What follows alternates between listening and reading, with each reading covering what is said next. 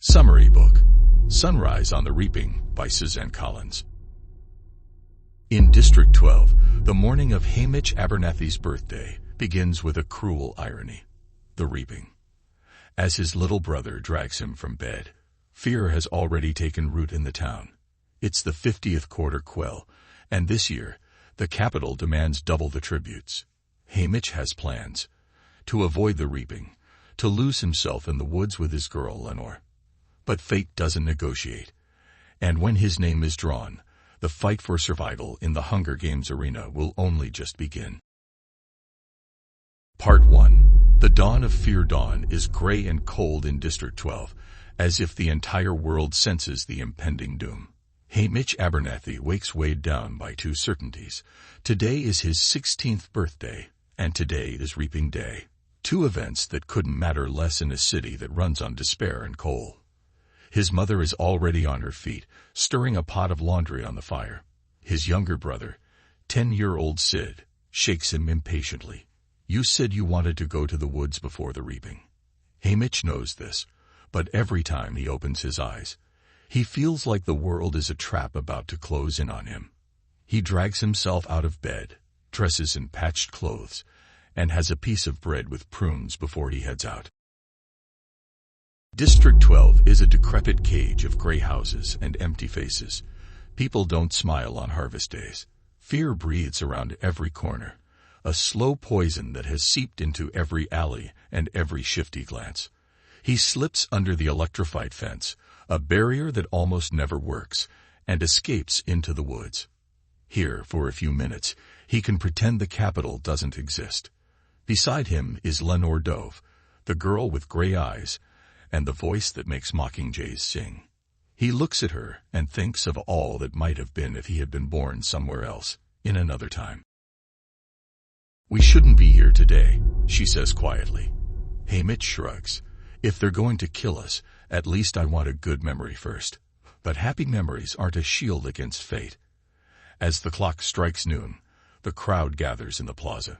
Peacekeepers stand watch with their rifles ready, making sure no one tries to flee.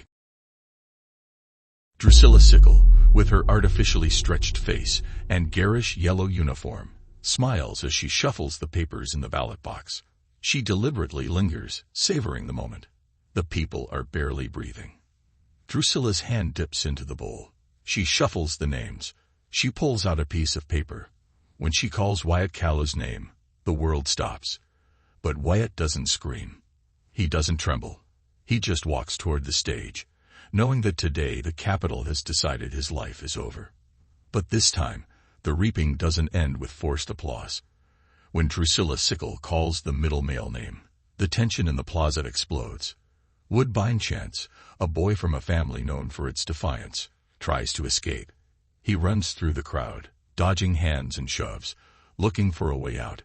Shouts echo in the plaza as some try to block the peacekeepers, buying her time. Bang! A gunshot rings out over the clamor. Woodbine's body falls to the ground, his blood staining the cobblestones of the plaza. His mother screams and throws herself at him, but the soldiers brutally pull her back. District 12 doesn't usually rebel, but today the fury is too great. Someone throws a rock, then another.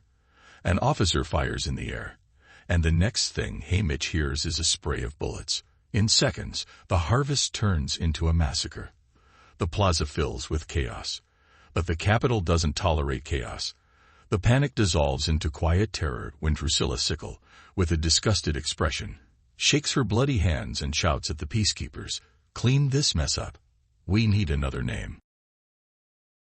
Without losing her composure, she turns to the mail ballot box and plunges her hand into it theatrically. Everyone holds their breath. The riot has sent a clear message. District 12 has had enough. But the will of the capital is unbreakable. Finally, Drusilla pulls out a piece of paper and slowly unfolds it. Haymitch Abernathy. Fury turns to horror. Haymitch feels his stomach sink. He knows what just happened. This wasn't random. His name was the capital's response to the riot. A punishment. A reminder that no one is safe. Part 2. Doom in an envelope, the reaping stage is a sacrificial altar. Haymitch feels the weight of hundreds of eyes upon him as Drusilla Sickle applauds with false emotion. We have our male tribute from District 12. Beside him, a 13-year-old girl sobs. The female tribute. No one volunteers to save her. No one ever does in District 12. The rules are simple and cruel. Once chosen, there's no turning back. Haymitch watches his mother hug Sid tightly. His brother doesn't take his eyes off him, his lips pressed together, as if trying to imprint his face before he disappears forever. They're taken to the Justice Building. There they're given a few minutes to say goodbye. His mother isn't crying, but her eyes are filled with a weary sadness, that of someone who's already lost too much. Don't let them see you as weak, she whispers. Find a way to survive. Sid says nothing, just slips something into his hand. A small piece of cloth embroidered with his initial. So you don't forget us, he murmurs, but forgetting isn't the problem. The problem is what's coming. The peacekeepers separate his family from him and take him straight to the Capitol train. The doors close with a metallic hiss, and suddenly, Haymitch isn't a District 12 kid anymore. He's a tribute. On the train, the opulence suffocates him. Food overflows the tables. Hot water runs rampant in the bathroom. Effie drones on about manners and how to make a good impression, but Haymitch isn't listening. Do you know what a quarter quell means? The female tribute asks quietly. He nods. Every 25 years, the Capitol adds a special punishment to the Hunger Games. This year, they've doubled the number of tributes. 48 instead of 24, she whispers. It's like 2 games in one. Haymitch doesn't answer. He doesn't need to do the math to understand. This isn't a competition. It's an execution. The train moves toward the Capitol, and every mile brings it closer to death. Part 3. Training for death. The Capitol is a gaping wound of light and excess. As soon as Haymitch steps off the train, the noise hits him like a wave. Shouts, cameras, hands outstretched for a spectacle. Because that's what they are. A distraction. A story that will burn out and be forgotten. They're taken to the training facility, where the tributes of the 50th Quarter Quell of the 25th begin preparing for the massacre. Haymitch watches the others. 47 people, most of them better fed, healthier, and better trained than he is. If you can't get your muscles, use your brains, his mentor, a man beaten down by time and alcohol, tells him. They take him to the training camp. Swords, spears, traps, hand-to-hand combat. The professionals of 1, 2, and 4 move with lethal precision. He watches them, but doesn't try to engage them. He learns. He takes note of how they move, their weaknesses. When the session with the vigilance comes, everyone expects it to fail. But Haymitch doesn't fight with weapons. In his demonstration, he raises a knife and throws it directly out of the training area, striking a target reflected in the energy barrier. A murmur spreads through the room. Interesting, whispers one of the game makers. That night, when the scores come in, his rating is unexpectedly high. It's not the best, but it's enough to get some attention. And in these games, attention can mean sponsors. The night before the arena, Haymitch doesn't sleep. He watches the lights of the Capitol from the window, wondering if anyone, somewhere in that city of marble and gold, sees him as more than just a character on their favorite TV show. But he already knows the answer. At dawn, they'll be loaded onto the ships. In a few hours, they'll be in the arena. And when that happens, everything will come down to one truth. Kill or be killed. Part 4. Blood on the grass, the launch tube closes on him. Haymitch takes a deep breath, feeling the metal rumble beneath his feet. In his head, he goes over the strategies he's memorized. Run. Hide. Survive. The ground shakes. The platform rises. And suddenly, the light from the arena blinds him. A field of tall grass stretches out before him, with tree-covered hills in the distance. In the center, the cornucopia glitters like a golden trap. Around them, the other tributes remain frozen on their platforms, waiting for the signal. 10, 9, 8. Haymitch spots a backpack nearby, far enough away from the main fight. He decides to go for it. 3, 2, 1. The crash of the gong pierces the air. Chaos explodes. Tributes run, scream, fall. The sound of metal clashing with flesh is a symphony of death. Haymitch dodges bodies, grabs his pack, and runs for the trees without looking back. The body count begins before nightfall. 14 tributes dead on the first day. The careers dominate the cornucopia, stockpiling weapons and food. In the trees, Haymitch opens his pack. An empty canteen, a knife, and a piece of rope. Nothing useful. That night, the faces of the dead are projected across the sky. Among them, his female tribute. He knows he should feel something, but all he feels is an added weight on his shoulders. The days pass in a routine of hunger and vigilance. He stays hidden, stealing water from leaves and watching the others. He discovers something strange. The sand barrier, a dome of energy barely visible in the distance. And then he sees the key to his survival. When a tribute throws a weapon at the barrier, it's forcefully deflected, sending it flying back at a faster speed. Haymitch grins. He's just found his advantage. Part 5. The price of ingenuity. The arena is a trap, but Haymitch has found the flaw in its design. He watches as the barrier bounces back objects with lethal force. If he can use it to his advantage, it could turn the game around. But survival requires more than just wits. He needs food, allies, or dead bodies. One night, while hiding in the brush, he hears footsteps. 2 tributes. One badly wounded, the other dragging him. Haymitch waits. When they're close enough, he throws a rock at the barrier. The missile returns with brutal speed and pierces the skull of the uninjured tribute. The other barely has time to scream before Haymitch plunges a knife to his throat. He knows what he's done. He feels no pride, no guilt. Just icy relief as he rummages through his belongings. Water, bread, a couple of bandages. Just enough to stay alive. The number of tributes dwindles.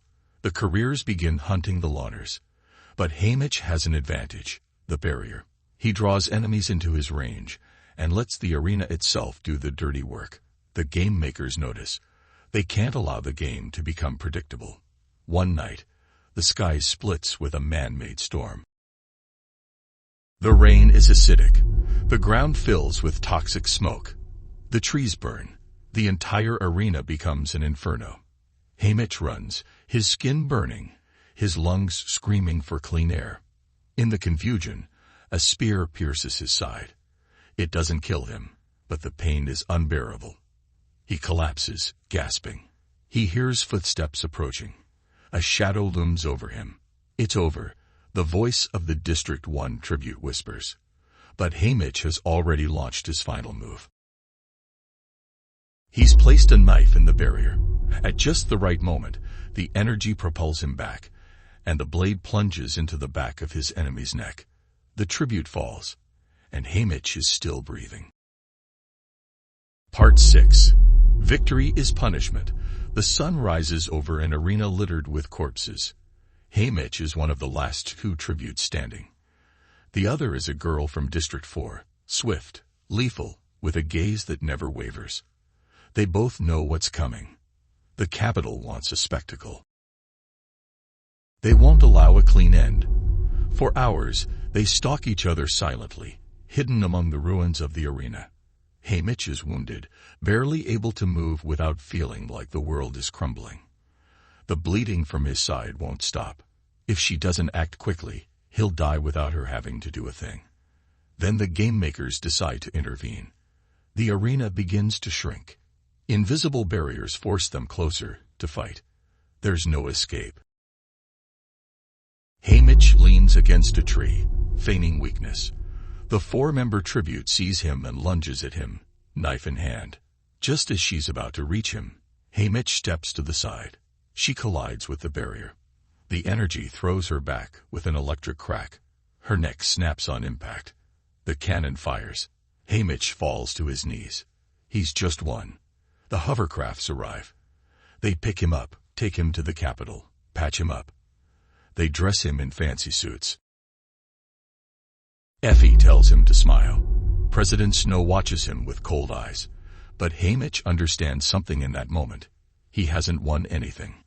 He's only proven that a tribute from District 12 can't be trusted, and Snow never forgets. Part 7. A cursed legacy. The Capitol celebrates. The crowd screams his name. Fireworks light up the sky. Haymitch sits on the stage with a hollow smile of someone who has just understood the truth. The arena never ends. After his victory, Haymitch realizes there's no escaping the Capitol. At the celebratory banquet, surrounded by empty luxury and forced applause, he feels the weight of the powerful's gaze. He doesn't need Snow to tell him anything. The message is clear. The Capitol neither forgives nor forgets, and his victory comes at a price. When Haymitch returns to District 12, the life he knew no longer exists. His home is different. His family is never the same.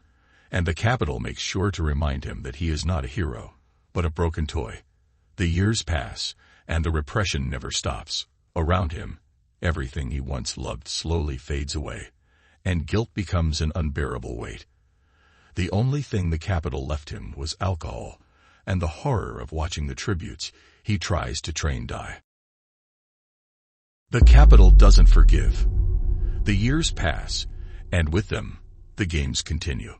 Haymitch is a mentor, forced to watch District 12 tributes die, year after year. He drowns himself in alcohol to forget their faces, but it never works. The 50th Quarter Quell took everything from him. And the Capitol made sure to remind him that, though he survived, he was never truly a victor. Get the book at planetolibro.com.